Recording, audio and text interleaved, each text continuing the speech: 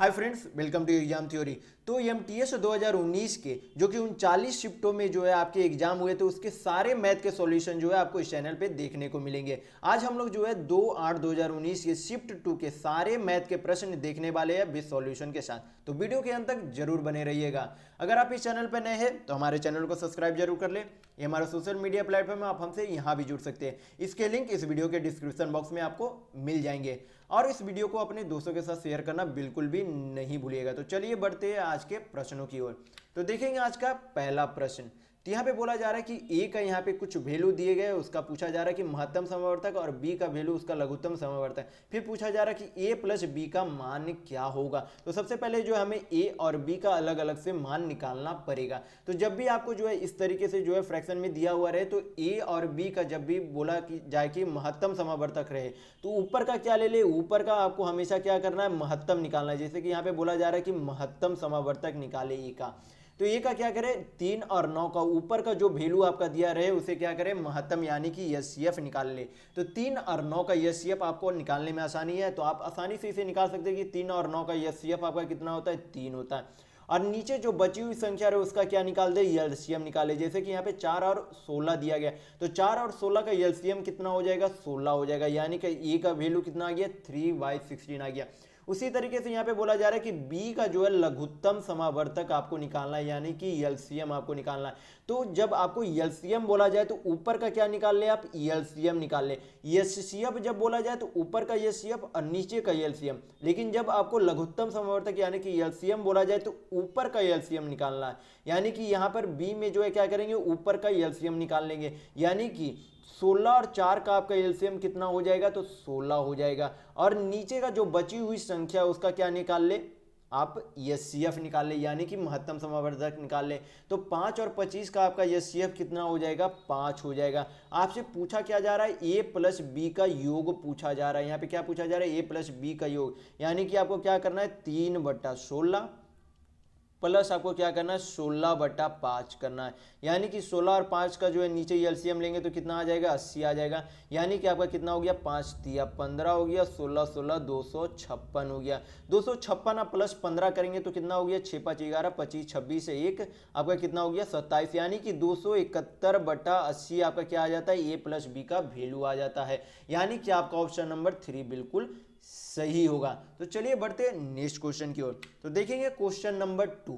यहां पे बोला जा रहा है कि महेश का वेतन सुमित के वेतन से कितना रुपये अधिक है, 12,000 रुपये अधिक है। फिर आगे बोला जा रहा है कि महेश और सुमित के वेतन का अनुपात कितना है, 7:4 है। यानी कि 7 किसका है, महेश का है। किसका है, महेश का। 4 किसका है, सुमित का है। तो रेशियो में जो है आपका कितना यूनिट ज्यादा है, 3 यूनिट ज्यादा है। कितना यूनिट ज्यादा है, 3 यूनिट ज्यादा है। यानी कि ये 3 यूनिट के बराबर कितना रुपये दिए गया, 12,000 रुपये दिए गए। यानी कि 3 यूनिट बराबर आपका कितना हो गया, 12,000। तो 1 यूनिट बराबर आपका कितने पैसा हो गया, 4,000 रुपये हो गया। तो आपसे पूछा क्या जा रहा है, आगे देखेंगे तो पूछा जा रहा है कि सुमित का वेतन कितना है। तो सुमित का जो है रेशियो में कितना था, यूनिट था, तो 4 यूनिट था। तो क्या करेंगे, आंसर निकालने के लिए 4 से इसे क्या करेंगे, गुना कर देंगे। यानी कि 4 चक 16,000 जो है क्या था, सुमित का वेतन था। यानी कि उसका जो है वेतन कितना था, 16,000। यानी कि आपका ऑप्शन नंबर 1 बिल्कुल सही होगा। तो आशा करता हूं आपको जो है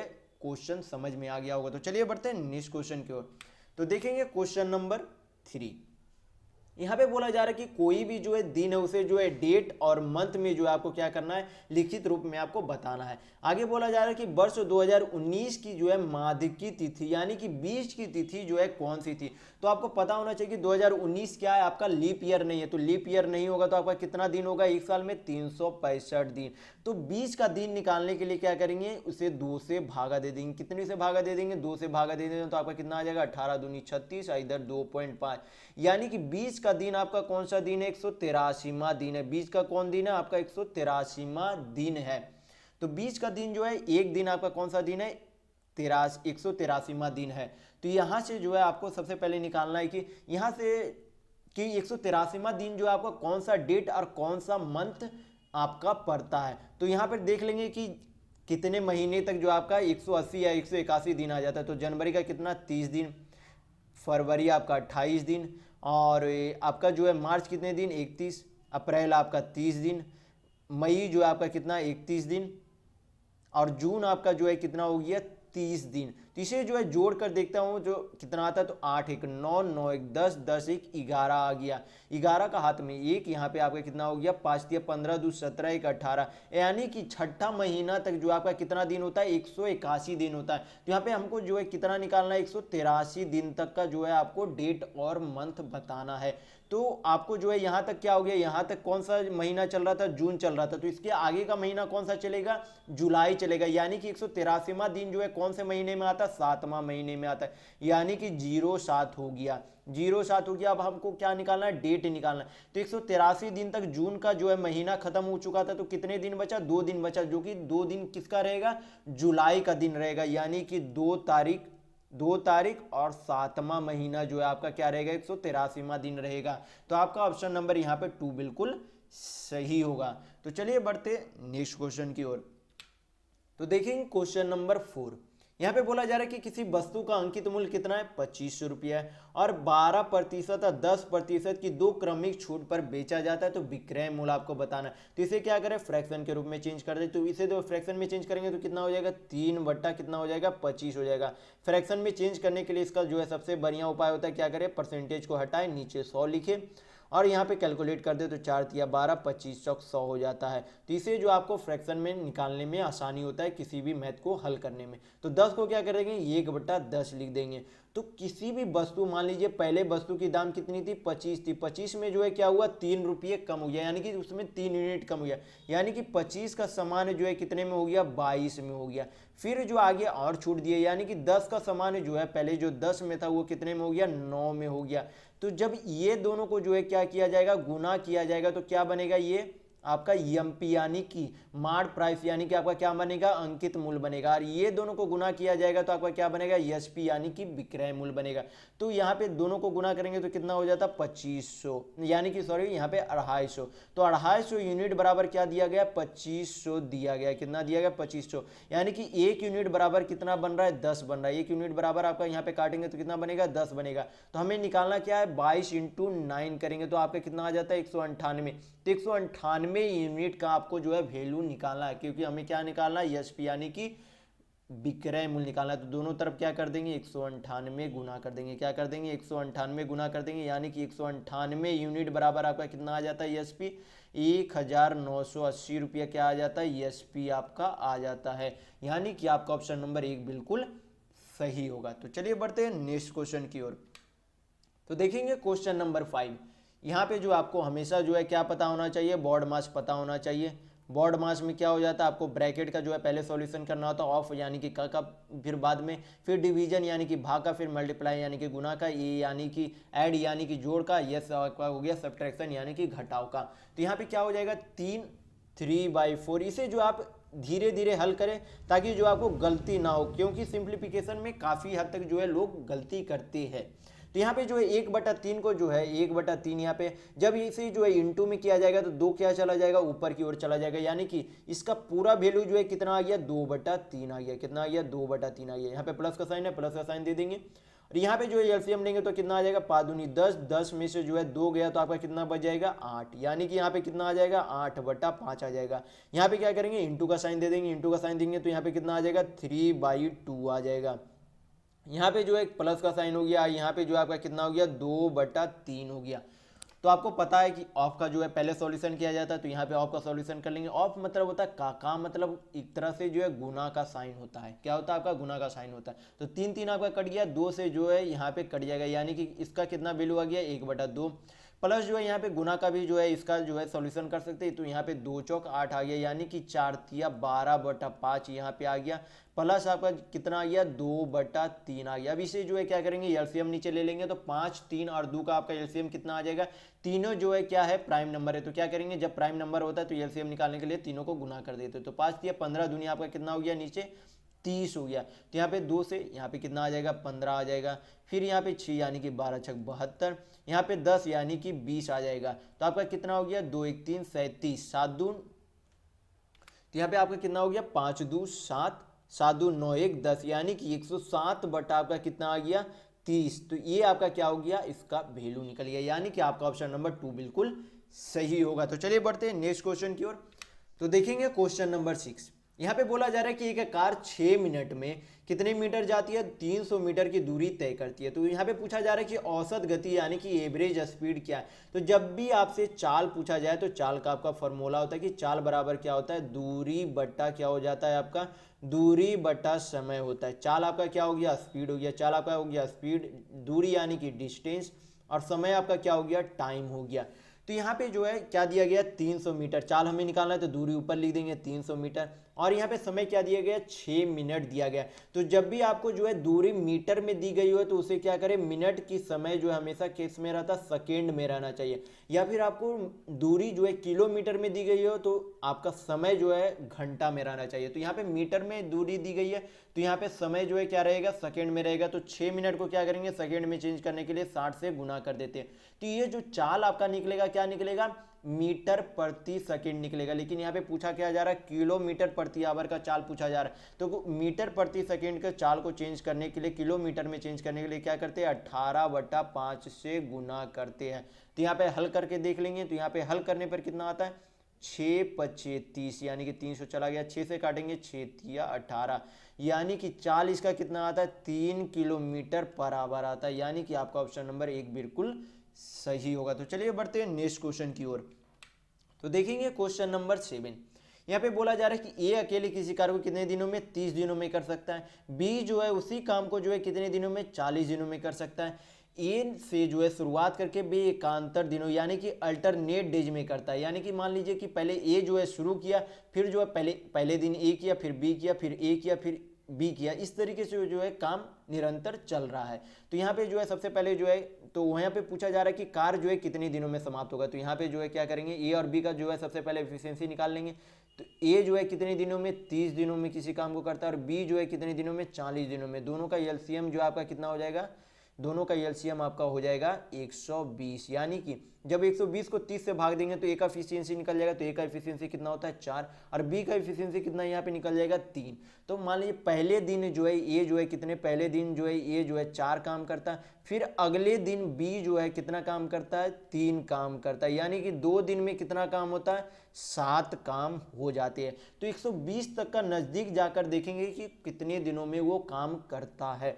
तो नजदीक जाने पर यहाँ पे जो है आपका कितना हो जाता है, 17 से दोनों गुना करेंगे, 17 तरफ से जो है दोनों तरफ गुना करेंगे तो 17 दूनी 34, यानी कि 34 दिनों में कितना काम हो जाता है, 119 काम हो जाता है। कितने काम, 119 काम हो जाता है।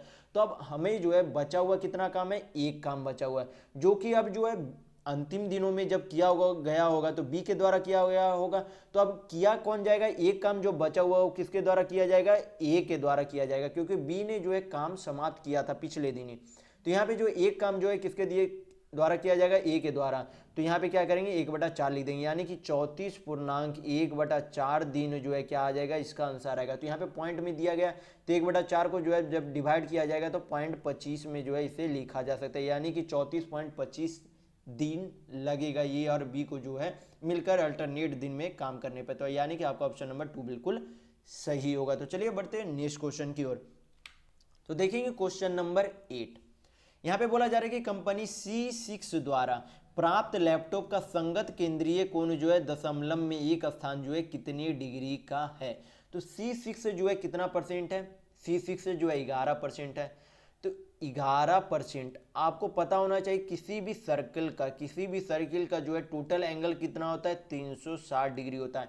तो 11% 360 डिग्री का जो है 11% निकाल लेंगे तो C6 का जो है आपको डिग्री में वैल्यू आ जाएगा। तो क्या करेंगे, यहाँ पे कैलकुलेशन करेंगे तो आपका C6 का डिग्री में वैल्यू निकल जाएगा। तो यहाँ पे क्या करेंगे, 0 से 0 चला गया, 36 × 11 करेंगे तो 360, और 36 करेंगे तो आपका कितना आ जाता है, 396। कितना आ जाता है, 396 बटा यहाँ पे 10 है, यानी कि 39.6 डिग्री जो है किसका मान है, C6 का जो है मान है। किसका मान है, C6 का मान है। यानी कि आपका ऑप्शन नंबर 4 बिल्कुल सही होगा। तो चलिए बढ़ते हैं नेक्स्ट क्वेश्चन की ओर। तो देखेंगे क्वेश्चन नंबर 9।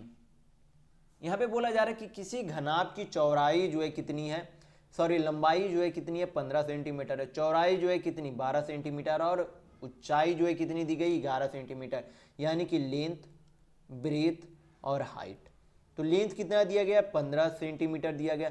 ब्रेथ जो है कितना दिया गया, 12 सेंटीमीटर दिया गया। और हाइट यानी कि ऊंचाई कितनी दी गई है, 11 सेंटीमीटर दी गई है। फिर बोला जा रहा है कि लंबाई में जो है 6.2/3 जो है घटाया जाता है। तो इसे जो है जब फ्रैक्शन में चेंज किया जाएगा, तो इसे फ्रैक्शन में चेंज करने के लिए क्या करते हैं, इसे जो है सबसे आसान तरीका रहता है, इसे जो आप याद कर ले। तो यहाँ पे जो है फ्रैक्शन में चेंज करेंगे तो यहाँ पे कितना आ जाएगा, 1 जो है आपका कितना आ जाता है, 1/15। तो 15 जो पहले था उसमें क्या हुआ, घटा दिया गया, यानी कि 15 का समान जो है कितना हो गया, 14 में हो गया। यानी कि लेंथ घटकर जो है 15 से कितने हो गए, 14 हो गए। फिर आगे बोला जा रहा है कि चौड़ाई में जो है 8.1/3 की जो है बढ़ोतरी है। तो इसे जो है फ्रैक्शन में चेंज करेंगे तो फ्रैक्शन वैल्यू जो है इसका कितना हो जाता है, 12×96, यानी कि 1/12 इसका फ्रैक्शन वैल्यू होता है। तो 12 का समान जो है क्या हुआ, यहाँ पे वृद्धि बोला जा रहा है। आप यहाँ पे ध्यान देंगे, यहाँ पे जो है बढ़ा हुआ बोला जा रहा है। तो 12 जो है और क्या हुआ, 1 की यहाँ पे वृद्धि हो गई, यानी कि 12 का जो है चौड़ाई कितना हो गया, 13 हो गया। और यहाँ पे बोला जा रहा है कि ऊंचाई जो अपरिवर्तित रखा जाता है, यानी कि ऊंचाई जो है कितना, 11 का 11 ही रहता है। तो पूछा जा रहा है कि घनाभ के लंबाई और चौड़ाई से बने आयत को जो है आधार मानते हुए तो 4 पार्श्व फलकों का जो है कुल पृष्ठीय क्षेत्रफल में कितना परिवर्तन होगा। तो 4 जब पृष्ठीय फलकों का क्षेत्रफल पूछा जाता है तो उसका जो है फॉर्मूला क्या होता है, 2l+b इंटू क्या हो जाता है, h हो जाता है। तो दोनों में जो हम बैठा कर देखेंगे फॉर्मूला में, 2l जो है यहाँ पे कितना है, 15 पहले वाले में। जब जो है पहले वाले का करके देखते हैं, फिर जो है दूसरे वाले का हल करके देखेंगे कि दोनों में अंतर ही बैठता भी है नहीं या फिर सेम होता है। तो यहाँ पे जो है 15 लेंथ आपका कितना है, पहले वाले का 15 पहले वाले का हम लोग जोड़ रही है। तो यहाँ पे जो है पहले वाले का लेंथ कितना है, 15, ब्रेथ जो है कितना है, 12, और हाइट आपका कितना दिया गया है, 11। तो यहाँ पे आप फिर जो है दूसरे वाले का देखते हैं, तो दूसरे वाले का 2, 14 क्या हो जाता है यहाँ पे 14, यहाँ पे जो है ब्रेथ आपका कितना है, 13, और हाइट कितना, 11। तो यहाँ पे देखेंगे दोनों में जो है बीच का वैल्यू जो है कितना हो रहा है, 27 हो रहा है। तो यहाँ पे देखने को मिल रहा है कि 27 से जो है 2 गुना करेंगे और फिर इंटू 11 करेंगे, और यहाँ पर भी जो है 27 से इंटू 2 करेंगे और इंटू 11 करेंगे, यानी कि दोनों का वैल्यू जो आपका क्या आ जाएगा, सेम ही आ जाएगा। दोनों का वैल्यू आपका क्या आ जाएगा, सेम ही आ जाएगा। तो इससे पता चल रहा है कि कोई भी जो है फलकों के कुल पृष्ठ मतलब कि क्षेत्रफल में जो है कोई भी परिवर्तन नहीं आ रहा है। तो यहाँ पे आपका ऑप्शन नंबर 4 बिल्कुल सही होगा कि क्षेत्रफल में आपके चारों पार्श्व फलकों में जो है क्षेत्रफल में कोई परिवर्तन नहीं आता है। तो यह फॉर्मूला जो है याद रख सकते हैं। तो चलिए बढ़ते हैं नेक्स्ट क्वेश्चन की ओर। तो देखेंगे क्वेश्चन नंबर 10। यहाँ पे बोला जा रहा है कि किसी समचतुर्भुज यानी कि रोम्बस का परिमाप कितना है, 20 सेंटीमीटर है, और एक बीकन की लंबाई कितनी है, 6 सेंटीमीटर है। तो सबसे पहले आपको पता होना चाहिए कि रोम्बस का चारों साइड क्या होता है, बराबर होता है। चारों साइड क्या होता है, बराबर होता है।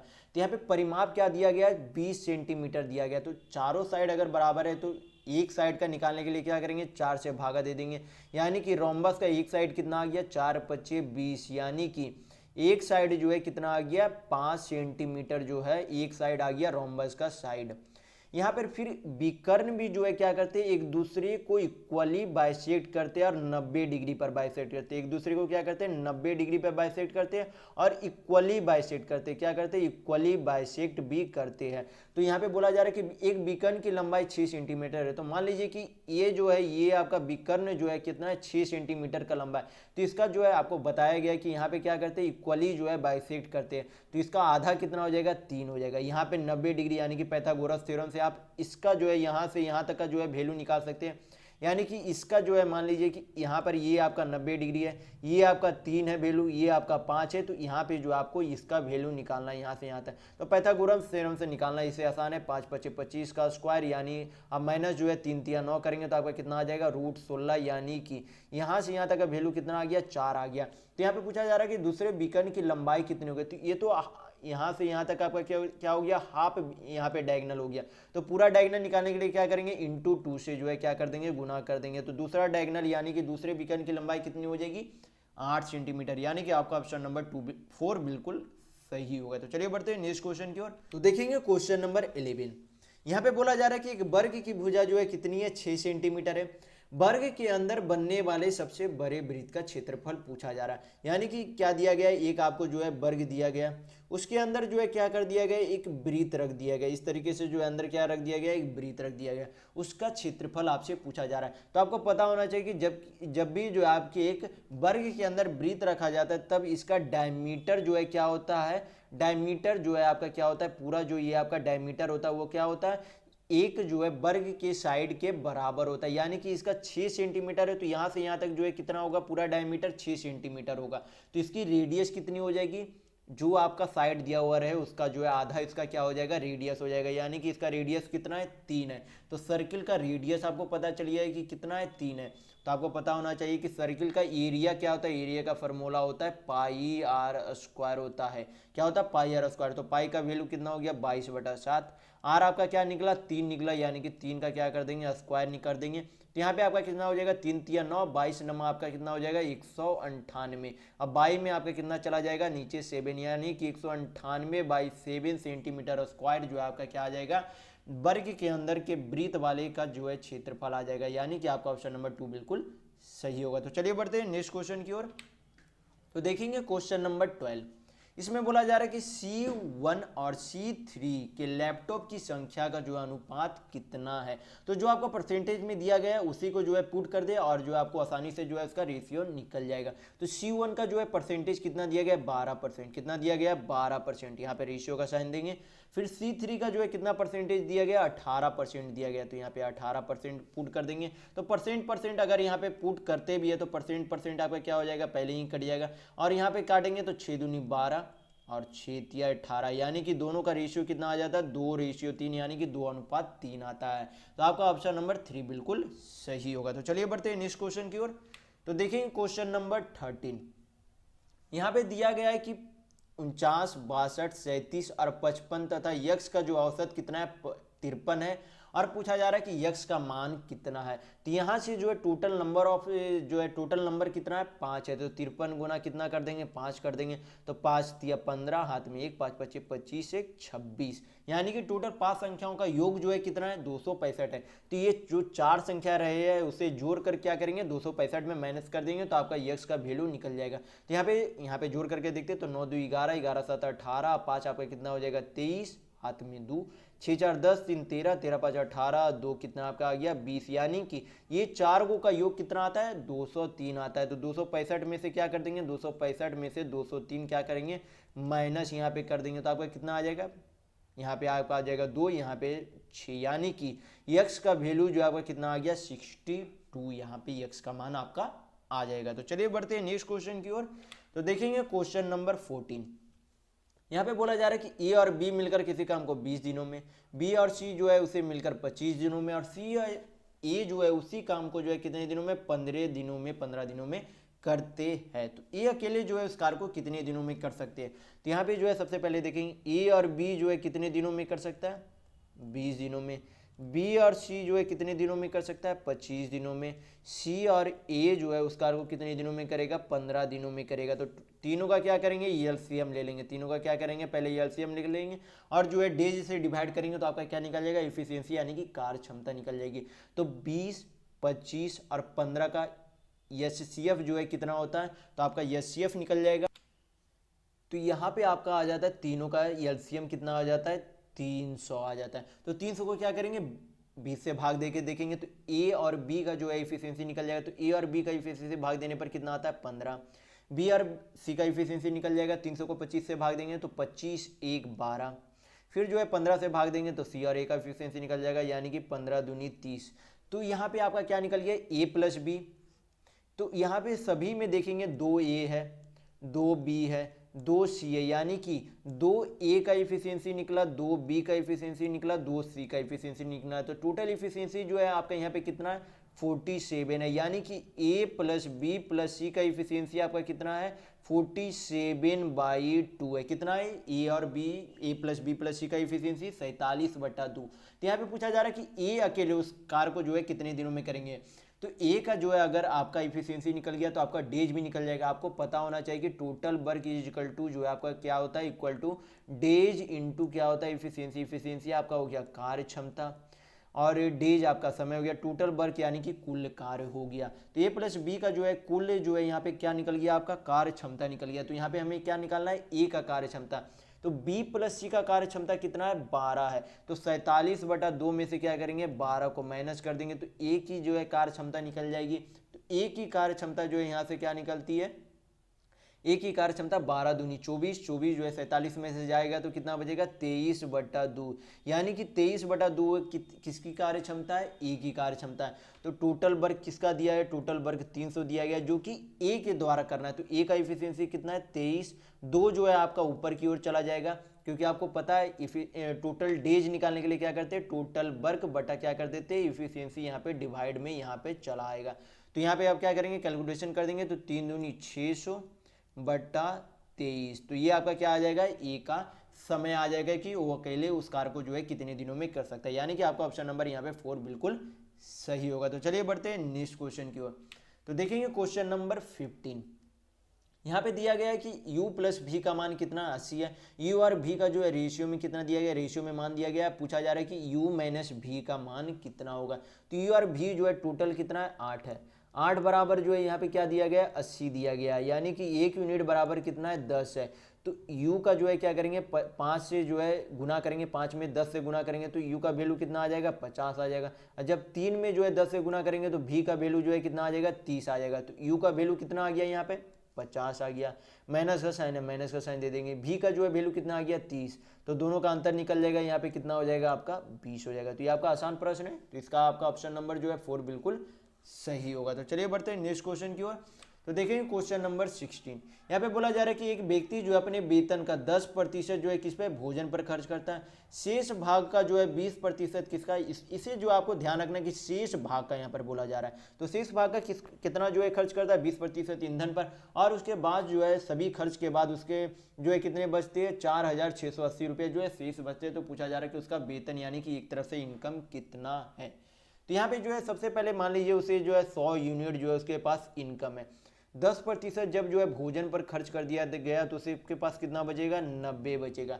तो अब शेष भाग कितना है, 90 यूनिट बचा हुआ है उसके पास है। उसमें से 20% जो है किस पे खर्च कर देता है, ईंधन पे। यानी कि 90 में से 20%, तो 90 का 20% कितना हो जाता है, 18। यहाँ पे निकालने के लिए जो आप निकाल सकते हैं 1 0 1 0 1 0, यानी कि कितना, 18 यूनिट जो है किस पे, ईंधन पर खर्च कर दिया था। तो यानी कि बचा हुआ उसके पास कितना यूनिट है, 72 है। तो 72 यूनिट बराबर आपका क्या दिया गया, 4680 रुपये दिया गया। यानी कि 1 यूनिट बराबर आपका यहाँ पे कितना हो जाएगा, यहाँ पे 2 9 18 9 7। तो यहाँ पे हम लोग जो है 12 से पहले काट के देख लेते, 12 छक 72, 12 तिया 36, 10 12 9 108 0। 6 से काटेंगे तो 6 छक 36, 6 25 30। यानी कि 1 यूनिट बराबर आपका कितना आता है, 65 आता है। तो हमें निकालना क्या है, उसका वेतन। तो 100 यूनिट उसका वेतन था तो क्या करेंगे, 100 से गुना कर देंगे दोनों तरफ। तो 100 यूनिट का आपका वैल्यू निकल जाएगा। यानी कि 100 यूनिट बराबर उसका वेतन है। तो यानी कि उसका वेतन कितना है, 6500 रुपया उसका वेतन है। यानी कि आपका ऑप्शन नंबर 4 बिल्कुल सही होगा। तो चलिए बढ़ते हैं नेक्स्ट क्वेश्चन की ओर। तो देखेंगे क्वेश्चन नंबर 17। यहाँ पे बोला जा रहा है कि 8 सोने के सिक्का औसत भार जो है कितना है, 20 ग्राम है। 8 सोने के सिक्के का भार कितना है, 20 ग्राम। चांदी के 12 सिक्कों का जो है औसत वजन कितना है, 35 ग्राम है। तो पूछा जा रहा है कि टोटल जो है कितने 20 सिक्के है उसके जो है प्रति औसत भार कितना है। तो 8 सोने के सिक्के का जो है भार कितना हो जाएगा, टोटल 160 ग्राम हो जाएगा। किसके, सोने के सिक्के के। और सिल्वर के सिक्के के जो है टोटल भार जो है कितना हो जाएगा, सिल्वर के सिक्के के। तो 12 तिया 36 और 12 पचे 60, यानी कि 420 ग्राम जो है सिल्वर के टोटल जो आपके क्या हो जाएंगे, वजन हो जाएंगे। दोनों को जोड़ देंगे तो टोटल वजन हमें पहले भी निकालना है। तो 6 2 8 4 1 5, यानी कि सिल्वर और गोल्ड के टोटल जो है वजन कितना है, 580 ग्राम है। और टोटल नंबर ऑफ सिक्कों की संख्या जो है कितनी है, तो 20 सिक्कों की संख्या। यहाँ पे जो 8 सिक्के सोने के थे और 12 सिक्के जो है क्या थे, सिल्वर के थे। तो क्या करेंगे, 20 से जो है भागा दे देंगे तो आपके जो है प्रति जो है सिक्का का औसत भार आपका निकल जाएंगे। तो 1 0 1 0 चला गया। 58 जो है 2 से काटेंगे तो कितने बार में, 29 बार में चला जाएगा। यानी कि औसत भार कितना है, 29 ग्राम है। कितना है, 29 ग्राम है। तो चलिए बढ़ते नेक्स्ट क्वेश्चन की ओर। तो देखेंगे क्वेश्चन नंबर 18। यहाँ पे बोला जा रहा है कि यदि कोई राशि चक्रवृद्धि ब्याज की समान दर से 2 वर्षों के पश्चात जो है कितना 4,000 रुपये तथा 4 वर्षों के पश्चात जो है कितने हो जाते हैं 6,000 रुपये हो जाती है, तो राशि कितनी है। तो मान लीजिए कोई राशि जो है प्रिंसिपल यहाँ पे थी, 2 वर्षों में जो है कितनी हो गई चक्रवृद्धि ब्याज, यानी कि ये जो आपका दिया गया क्या दिया गया अमाउंट दिया गया, आपको हमेशा ध्यान रखना है ये जो है दिया गया क्या दिया गया यहाँ पर अमाउंट दिया गया। तो यहाँ पे मान लीजिए कोई प्रिंसिपल था, वो जो है कितना हो गया बढ़कर टोटल अमाउंट 4,000 रुपया हो गया, कितने साल में 2 साल में हो गया। फिर जो है अगले 2 साल में, यानी कि अगले 2 साल में कितना हो गया 6,000 हो गया, कितना हो गया 6,000 हो गया। तो यहाँ पे देखेंगे कितना गुना बढ़ रहा है, तो कितना गुना बढ़ रहा है तो 3/2 गुना बढ़ रहा है। कितना गुना बढ़ रहा है 3/2 गुना। आपको निकालना है तो कैसे करेंगे 6,000 बटा क्या कर देंगे 4,000 कर देंगे, तो आपको पता चलेगा कितना गुना हो रहा है, तो 3/2 गुना हो रहा है। तो यहाँ पे 3/2 अगर 4,000 में गुना करते हैं तो देखेंगे 6,000 हो रहा है। तो सही है कि यहाँ पे जो है कितने गुना हो रहा है 3/2 गुना हो रहा है। तो इसे जो हमें बैक जाने पर जो है क्या करेंगे 4,000 में क्या गुना करना पड़ेगा उल्टा करके जो है 4,000 में, क्योंकि हमें क्या जा रहा है आगे की ओर नहीं जा रहे, यहाँ पे जो है बैक, यहाँ पे यानी कि प्रिंसिपल यानी कि मूलधन पूछा जा रहा है, तो क्या करेंगे बैक जाएंगे। तो यहाँ पे क्या करेंगे 2/3 से गुना करेंगे, किससे 4,000 में 2/3 से गुना करेंगे तो आपका प्रिंसिपल यानी कि मूलधन निकल जाएगा। तो यहाँ पे कितना हो जाएगा आपका 8,000 बटा 3 से डिवाइड करेंगे तो आपका कितना हो गया 3 दूनी 6, 2 बचेगा तो 3 छक 18, 3 छक 18, 3 छक 18.66 जो आपका क्या आ जाएगा प्रिंसिपल यानी कि मूलधन आपका चला आएगा, यानी कि आपका ऑप्शन नंबर 3 बिल्कुल सही होगा। तो इस तरह के मैथ जो है आपको इसी मेथड से बनाने की जरूरत है, इसी तरीके से आप जो आसानी से इस मैथ को हल कर सकते हैं। तो चलिए बढ़ते हैं नेक्स्ट क्वेश्चन की ओर। तो देखेंगे क्वेश्चन नंबर 19। यहाँ पे बोला जा रहा है कि किसी वस्तु को जो है 25% का लाभ तथा 37.5% की हानि पर बेचने पर विक्रय मूल्य का जो है अंतर कितना है 1,250 रुपये है। तो यहाँ पे जो है बोला जा रहा है कि कोई मान लीजिए वस्तु जो है उसे जो है एक समय के लिए जो है कितना 25% के लाभ यानी कि 125 रुपये में 125 यूनिट या 125% मान लें कि 125% में बेचा जाता है। अगर लेकिन उसे 37.5% के हानि पर बेचा जाए यानी कि आपका कितना हो जाएगा 67, कितना हो जाएगा 67, सॉरी यहाँ पे जो है 62.5, कितना 62.5। तो अगर 62.5 में बेचा जाए या फिर 125% में बेचा जाए तो दोनों का जो परसेंटेज अंतर है वो कितने के बराबर है 1,250 रुपये के बराबर है। तो अगर आपको जो है जल्दी में हल करना है तो क्या करें दोनों परसेंटेज को जो है क्या करें सीधा सीधी जोड़ दे, क्या करेंगे जोड़ देंगे। तो 25 और 37 को जोड़ेंगे तो आपका कितना हो जाएगा 7 5 12, 3 2 5 1 6, यानी कि 62.5% बराबर आपका क्या दिया गया है, क्या दिया गया 1,250 दिया गया है। तो जब 62.5 को फ्रैक्शन में चेंज किया जाएगा तो आपका कितना हो जाता है 1 बटा जो है क्या हो जाता है यहाँ पे जो है 1 बटा आपका कितना हो जाएगा। तो जब 62.5 को फ्रैक्शन में चेंज करेंगे तो आपका कितना आ जाएगा 5 बटा कितना आ जाएगा आपका 8 आ जाएगा। तो 5 बटा 8 बराबर आपका कितना दिया गया 1,250। तो 5 से काटेंगे 5 दूनी 10, 5 5 25, यानी कि आपका एक बराबर जो है कितना हो जाएगा 25 8 200, यानी कि ये आपका क्या निकल गया सीपी निकल गया, ये आपका क्या निकल गया सीपी निकल गया। यहाँ पे पूछा क्या जा रहा है जब इसे जो है 12.5% के लाभ पर बेचा जाता है तो इसका विक्रय मूल्य पूछा जा रहा है। तो यहाँ पे जो है सीपी कितना है 2000 है, सीपी कितना है 2000 है। इसे जो है क्या करेंगे फ्रैक्शन में चेंज करेंगे तो 12.5 आपका फ्रैक्शन कितना हो जाता है 1/8 होता है। आपको जो है ये सब फ्रैक्शन में जो आपको याद रखने की हमेशा जरूरत है, जैसे कि 12.5 हो गया या फिर अन्य जो है कुछ पॉइंट के जो है वैल्यू आपको याद रखने की जरूरत है। जैसे कि देखिए यहाँ पर भी जो है 12.5 का ही जो आपको फॉर्मूला लगा था, यानी कि जैसे देखिए 12.5 को जो है इसे भी फ्रैक्शन में चेंज करेंगे तो आपको कितना आ जाएगा 3/8 आ जाएगा। तो इस तरीके पॉइंट के वैल्यू को जो है फ्रैक्शन में चेंज करने के लिए आसानी होता है। तो इसलिए आप जो है इस तरह के पॉइंट को जो है आपको फ्रैक्शन में याद करना जरूरी होता है। तो यानी कि यहाँ पे जो है 8 का सामान कितने में 1 के प्रॉफिट पे बेचा यानी बेचना है तो कितना हो जाएगा 9 8 के सामान को। तो 8 से यहाँ पे काट देंगे 8 दूनी 16, 4 बचा 8 बचे 40, यानी कि 25 नमा 225। तो आपका यानी कि 2,250 रुपये में उसे जो है उस वस्तु का विक्रय मूल्य होगा। तो यानी कि आपका ऑप्शन नंबर 2 बिल्कुल सही होगा। तो चलिए बढ़ते हैं नेक्स्ट क्वेश्चन की ओर। तो देखेंगे क्वेश्चन नंबर 20। यहाँ पे बोला जा रहा है कि कार्यालय में यदि लैपटॉप की कुल संख्या जो है कितनी है 3800 है तो कंपनी C2 तथा C5 के लैपटॉप के बीच का जो है अंतर कितना है। तो सबसे पहले जो है क्या करेंगे, परसेंटेज का अंतर निकाल लेंगे, जिसे जो है आसानी से हल हो जाएगा। तो C2 का जो है परसेंटेज कितना है, 22 है, और C5 का परसेंटेज कितना है, 13 है। तो दोनों के परसेंटेज में अंतर कितना है, 7 दूनी 9% अंतर है। तो 3800 का क्या करेंगे, 9% निकाल लेंगे, तो वही जो है क्या हो जाएगा आपका, ये दोनों का अंतर आपका निकल जाएगा।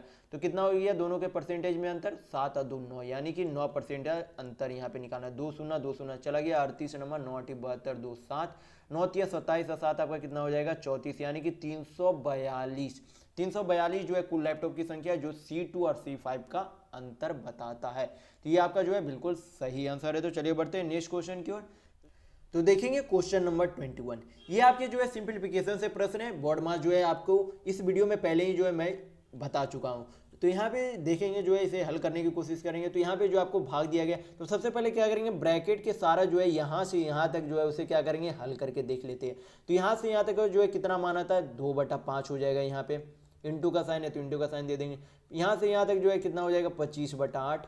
भागा का साइन है तो यहाँ पे क्या कर देंगे, यहाँ पे जो है भागा का साइन है, यहाँ पे क्या है, भागा का साइन है, तो भागा का साइन रख देंगे। और यहाँ पे जो आपका कितना हो जाएगा, 5/2 हो जाएगा। तो यहाँ पे जो आगे भी जो है इसे क्या करेंगे, कैलकुलेशन करेंगे, तो 2/5 यहाँ पे रहने देते हैं। 25/8 आपका यहाँ पर है, इंटू जब भाग को जो है क्या करेंगे, इंटू को जो है साइन में बदलेंगे तो क्या हो जाएगा, यहाँ पे उल्टा हो जाएगा, 2/5 हो जाएगा। तो 5 5 25 कट गया, 2 दूनी 4, यहाँ पे क्या बच गया, 2 बच गया। तो यहाँ से यहाँ तक का वैल्यू आपका कितना आ गया, 1/2 आ गया। कितना आ गया, 1/2। तो अब यहाँ से यहाँ तक का जो है क्या करेंगे, पूरा हल कर देंगे, यहाँ से यहाँ तक और अंदर का भी जो है अब हल करेंगे। तो यहाँ पे जो है सबसे पहले 7 या 21 यहाँ पे हो जाएगा। तो 21 भागा 4, भागा कितना है, 1/2 है। तो इसे जो है हल करेंगे तो कितना आ जाएगा, 21 इंटू 1/4, इंटू में जब चेंज करेंगे तो क्या हो जाएगा, 2 हो जाएगा। यानी कि यहाँ से यहाँ तक का जो है टोटल वैल्यू जो है ब्रैकेट के अंदर का वैल्यू कितना आ गया, वैल्यू जो आगा आपका आ गया 21/2। अब क्या करना है, 7/2 माइनस 21/2 करना है। तो भाग का जो है पहले यहाँ पे सॉल्यूशन करेंगे तो यहाँ पे कितना आ जाएगा, 7/2 माइनस आपका कितना हो जाएगा, 21/कितना हो जाएगा, 2 हो जाएगा। तो एलसीएम आपका 2 हो गया, 7 में से 21 जाएगा तो आपका कितना बचेगा, -14। तो 2 से जो है 14 को काटेंगे तो कितने बार में, 7 बार में चला जाएगा। यानी कि आपका आंसर कितना आएगा, -7 आएगा। यानी कि आपका ऑप्शन नंबर 4 बिल्कुल सही होगा। तो किसी भी सिंप्लीफिकेशन को आप परीक्षाओं में जो है संभल कर बनाए, इसमें जो है गलती होने की संभावना जो है बहुत अधिक होती है। तो इसलिए जो आप इस प्रश्न को संभाल कर बनाए करेंगे। तो चलिए बढ़ते हैं नेक्स्ट क्वेश्चन की ओर। तो देखेंगे क्वेश्चन नंबर 22।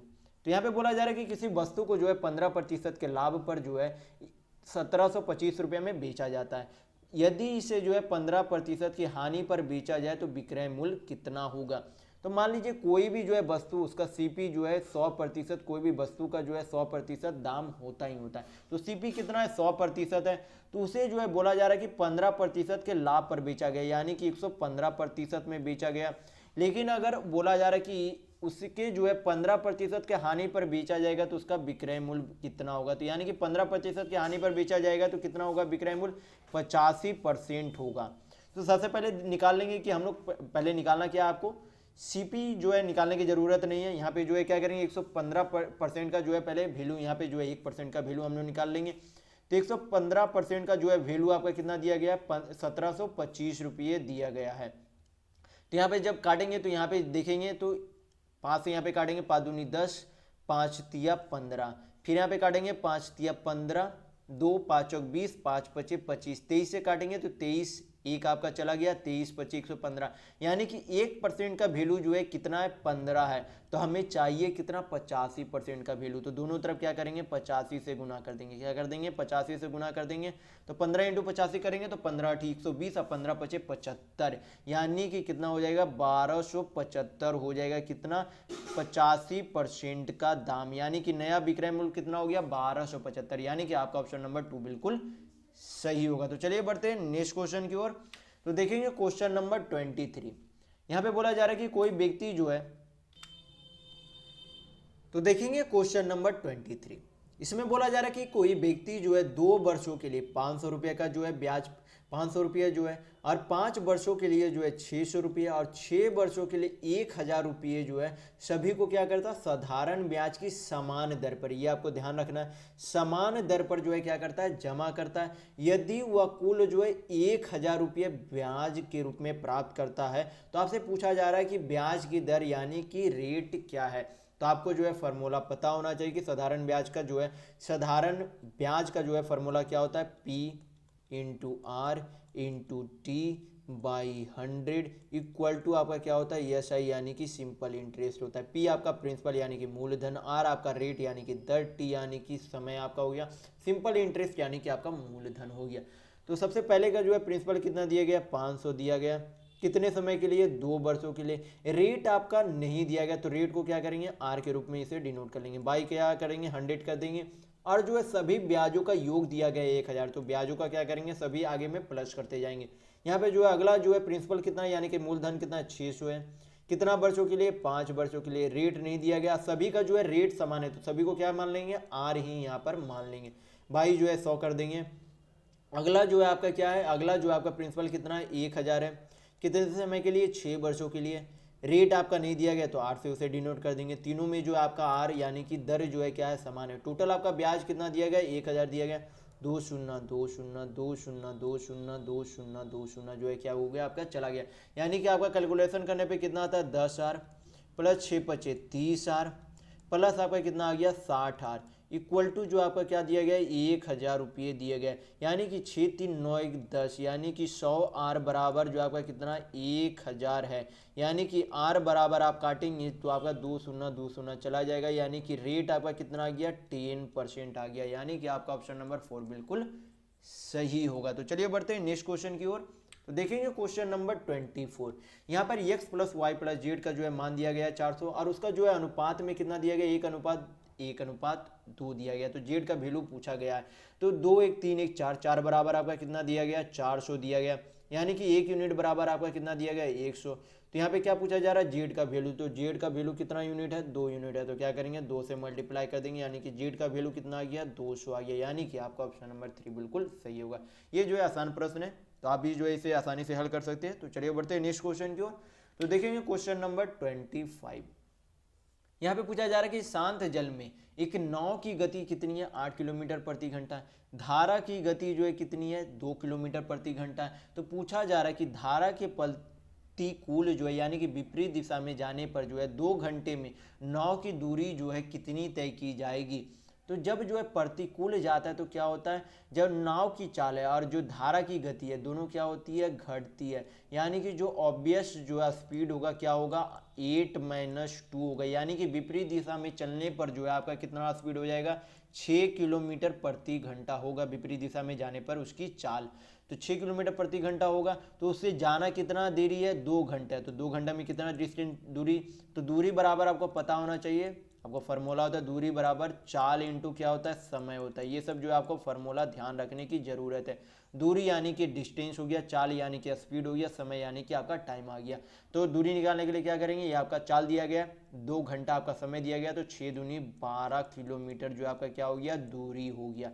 यानी कि आपका ऑप्शन नंबर 2 बिल्कुल सही होगा। तो आशा करता हूँ ये आपको वीडियो पसंद आया है। तो पसंद आया तो लाइक जरूर कीजिएगा, नए हैं तो हमारे चैनल को सब्सक्राइब जरूर से जरूर कर लीजिएगा।